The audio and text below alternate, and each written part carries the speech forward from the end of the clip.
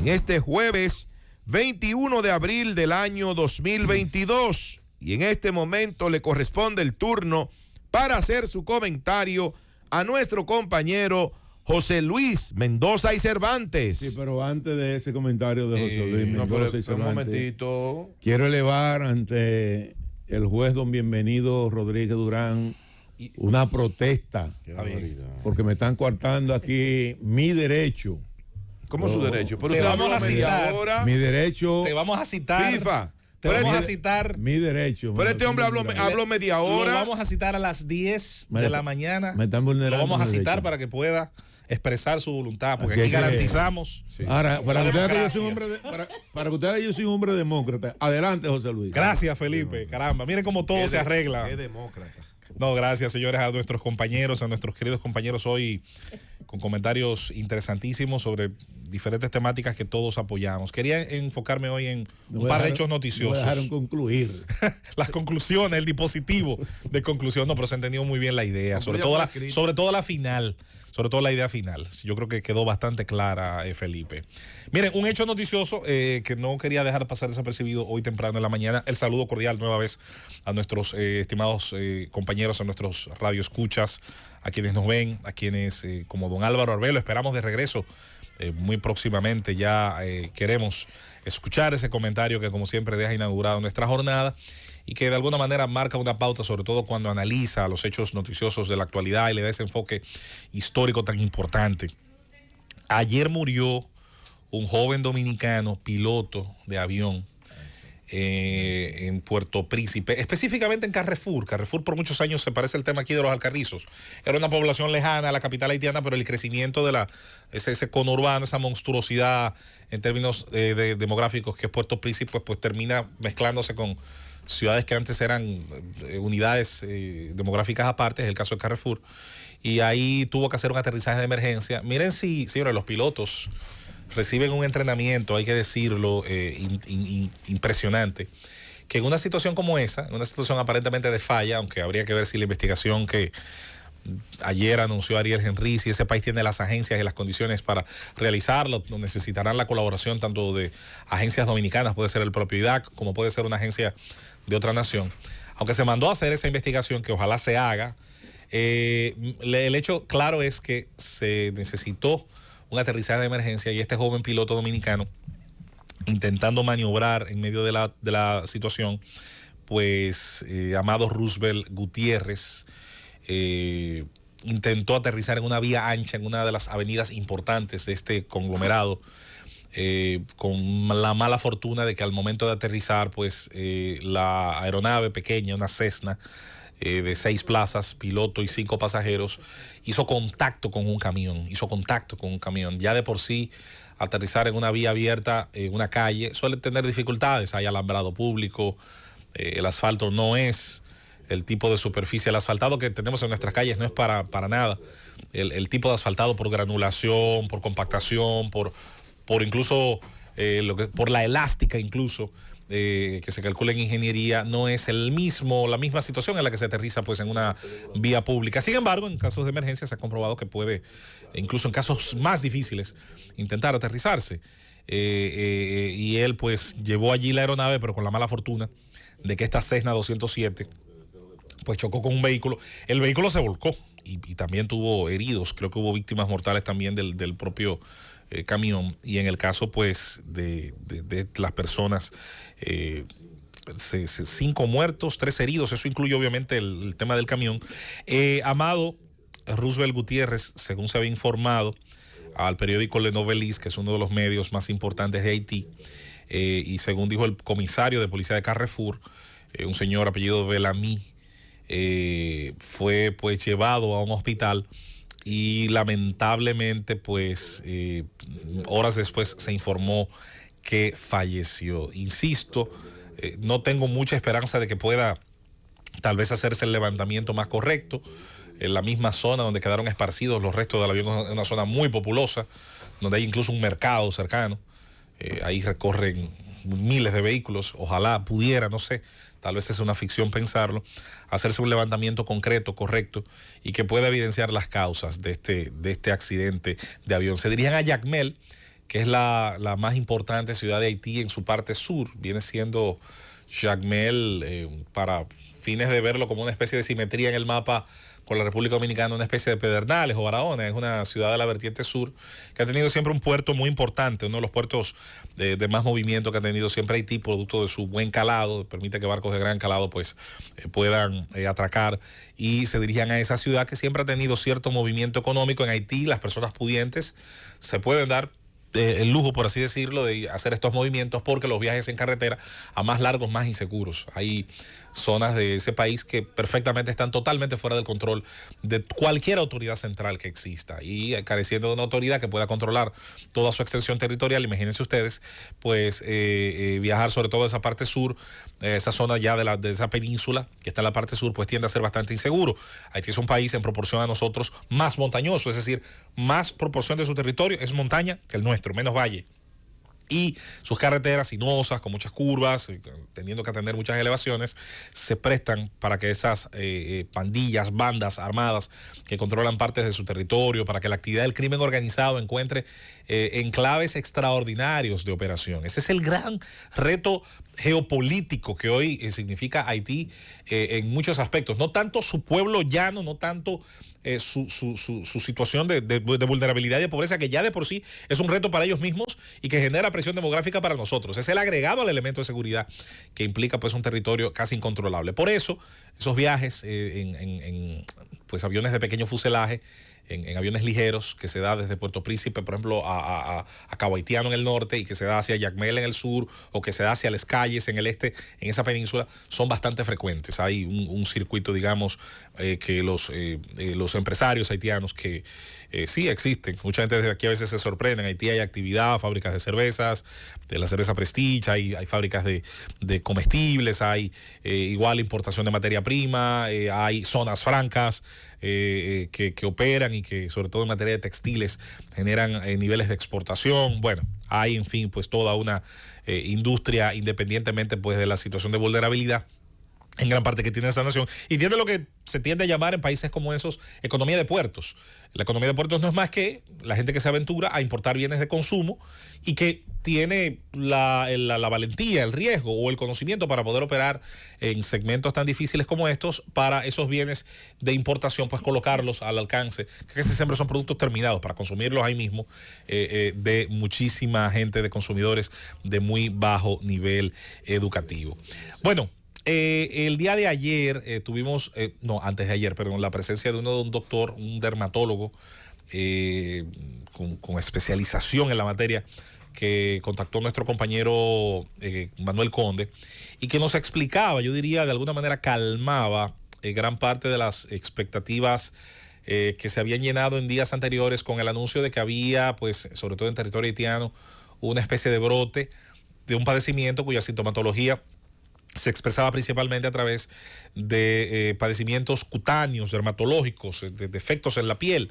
Y esto de inmediato fue respondido por este especialista. Ayer...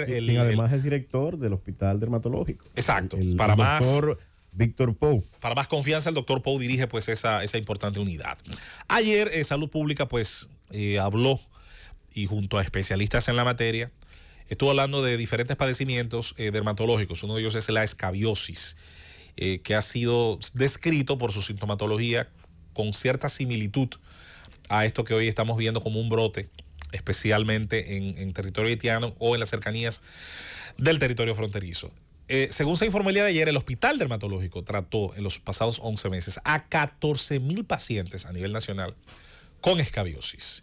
Hago esta aclaración porque tiene que llamar igual a preocupación cualquier peligro que haya sobre la salud pública dominicana, cualquier situación que pueda obligar al Estado a generar medidas que pudieran ser de carácter sanitario. Obviamente siempre hay que preguntarse si esas medidas son plausibles, hasta qué punto son realizables, si en la frontera, si en puestos, y hasta qué punto su puesta en práctica puede ser realizable, atendiendo obviamente al respeto a derechos humanos, a la dignidad de las personas, porque no se trata ahora de hacer campos de concentración y de revisar, ¿qué te digo?, de una manera a veces invasiva a todo el mundo, pero sí de tratar de generar los controles fitosanitarios que puedan mantener a la población dominicana en el mayor nivel de seguridad que pueda ofrecerse. Ahora, esta información es clave, porque la diferencia entre lo que mucha gente puede creer que es un brote y lo que pudiera explicar la ciencia médica nuestra, sobre todo nuestros organismos de salud, lo que pudiera ser una condición estacionaria típica de nuestro clima, típica de los agentes virales, infecciosos o bacterianos que suelen darse, sobre todo en situaciones ya sea de escasa higiene, ya sea de cercanía a vectores como ríos, cañadas, como tiende a pasar con el dengue o con otras situaciones. Entonces, una cosa ya es explicarla y ver que la diferencia puede ser una serie de imágenes, una serie de publicaciones y una serie de hechos que, conectados todos en un tiempo corto, pueden hacernos ver como que tenemos un tremendo monte Everest pasándonos por el lado, y resulta que lo que tenemos es realmente la Lomatina o el Cerro Catedral, el Resolí de Asua, un pico, pero no necesariamente ni el más importante, ni uno que deba ponernos en una de las peores alertas. Sí tiene que llamar la atención que después de haber tenido, y lo informó alguna vez aquí, en la Z101, los micrófonos de la Z101, cuando inició la pandemia, y con el uso masivo de sobre todo los desinfectantes de alcohol, bueno, se generó una situación muy curiosa, y era que había bajado a niveles mínimos ciertas enfermedades infectocontagiosas, ciertas enfermedades de ese tipo habían bajado a sus mínimos producto de que se había masificado el uso de esas herramientas de limpieza, de esos productos de limpieza, y hubo una conciencia generalizada, tal vez por el propio temor al COVID-19, en el lavado de manos de la gente. Y eso, señores, eso es parte de lo que yo digo, que era lo positivo que debía quedarse, y voy a insistir en que lo único que pueden dejarnos los acontecimientos terribles son enseñanzas. Son enseñanzas. Lo único que podemos sacar de conclusión de una Semana Santa que tristemente retomó cifras que creíamos y debíamos haber superado es volver a revisar aspectos del comportamiento nuestro como ciudadanos, la presencia de las agencias públicas, la propia educación del ciudadano, pero sobre todo el convencimiento y el criterio propio de los excesos, de las intoxicaciones alcohólicas, de los accidentes de tránsito cometidos por imprudencias, que hablando de imprudencia hoy, me pasó una viniendo hacia acá, un vehículo me cerraba. Yo no sé por qué a gente que tiene licencia no le enseñaron a permanecer en su carril cuando pasan por una curva, pero bueno, ya pasó. En todo caso, ciertamente, si algo positivo podía dejarnos la triste pandemia, la terrible pandemia, la asesina pandemia del COVID, era el hecho de cambiar para bien una serie de conductas, una serie de comportamientos dentro de nuestra propia higiene diaria, dentro de nuestra práctica diaria, insertar en nuestra cultura una mayor cantidad, frecuencia en el lavado de manos, así como también el uso de estos profilácticos, de estos productos de limpieza. Claro está, ahí volvemos a lo mismo. Para lavarse las manos hay que tener un acceso también a un servicio de agua que pueda llegar, y donde, dicho sea de paso, creo que ha habido alguna mejoría, sobre todo por políticas que en el sector agua se están operando. Así las cosas, yo creo que vamos a tener pues a que retomar, atención al doctor Rivera, que yo sé que le interesa mucho este tema y donde él muchas veces al lado de nosotros lo ha explicado, el doctor Daniel Rivera y todo el personal que trabaja con este tema de la dermatología. Pues sería interesante que retomáramos una vez más la educación del pueblo dominicano, la importantización del tema del lavado de manos, de nuestra higienización como mecanismo de prevención para cualquier tipo de infección, como la escabiasis o la llamada sarna, entre muchos otros nombres, ya sean científicos o populares, que reciben estos padecimientos. Yendo al tema... La sarna tiene un solo nombre. ¿Cuál? La sarna tiene un solo nombre, no es sarna. ¿Cuál? Falta de higiene. Bueno. O sea... Pudiera ser... No es que pudiera... Eso es falta de higiene. Ya, pudiera ser que... O sea, eso es falta de agua, eso es falta de acicalamiento, sí. Eso es carencia, eso es pobreza, eso es miseria, Sí. Eso es indigencia, eso es vulnerabilidad, ese es el nombre que tiene la sarna. La sarna no tiene otro nombre. Es realmente, como tú dices, un porcentaje muy amplísimo de todo ese tipo de situaciones se da en el hacinamiento, en todo lo que, como tú dices, produce la miseria, la pobreza y la falta de infraestructuras adecuadas. Eso es falta de servicio. O sea, en un país europeo tú no encuentras sarna. Al menos que no hay un indigente viviendo en una alcantarilla. O ¿Entiendes? o a veces hay infecciones que son provocadas por sobre todo el consumo de ciertas sustancias, tú sabes, las inyectadas casi siempre y tienden a provocar psoriasis y una serie también de infecciones en la piel. Pero de todos modos sí estoy de acuerdo contigo. Porque eso no tiene otra explicación. En que hay una correlación, hay una correlación directa con ese tipo de situaciones. ¿Por qué tú te crees que los animales se cubren su piel con lodo? Se desparasitan. El cerdo lo hace precisamente para la desparasitación. Correctamente, gracias Julieta.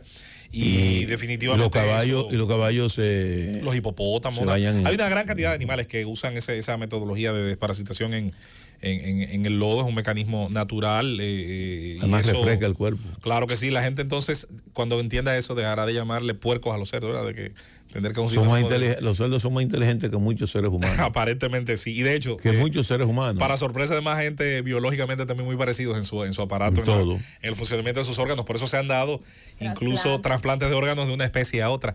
Y por eso también. Bueno, un trasplante de corazón de un ser humano, creo que duró 3 meses. Sí. Y por eso también se daba el tema del paso de ciertas enfermedades con facilidad los tejidos de los cerdos a los de los seres humanos. Por eso también hay una historia muy, muy interesante. Que también se expliquen que algunas religiones abrahámicas, el caso del judaísmo y el islam, lo tengan prohibido. Hay trasplante de piel, el trasplante de piel, por ejemplo, de cerdo a seres humanos es compatible. Miren, hablando de agua y ya y no lo comemos así. Pues eso es así, y muy sabroso que déjame decirte.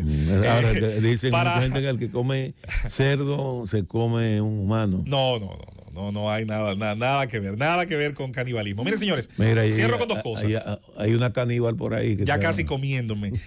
Salud Pública tiene, insisto, que relanzar su campaña, su campaña de higienización, su campaña de mantener el lavado de manos, de convertir esto, insisto, que el COVID presionó a elevarlo a unos niveles que a veces eran hasta exagerados, de mantenerlo como una costumbre, cultura heredada del COVID-19. Que este señor luego está el tema de que no lo dejen hablar y él interrumpe. Luego está el tema de la ivermectina. Lo que pasa es que voy a hacer el mismo método de ustedes. Tengo que estar de acuerdo con Felipe es un demócrata. Felipe es un demócrata como la gente que cree en el matrimonio y se casa 7 veces, que creen en el matrimonio. Felipe es un demócrata. Felipe cree en la democracia. A mí me consta.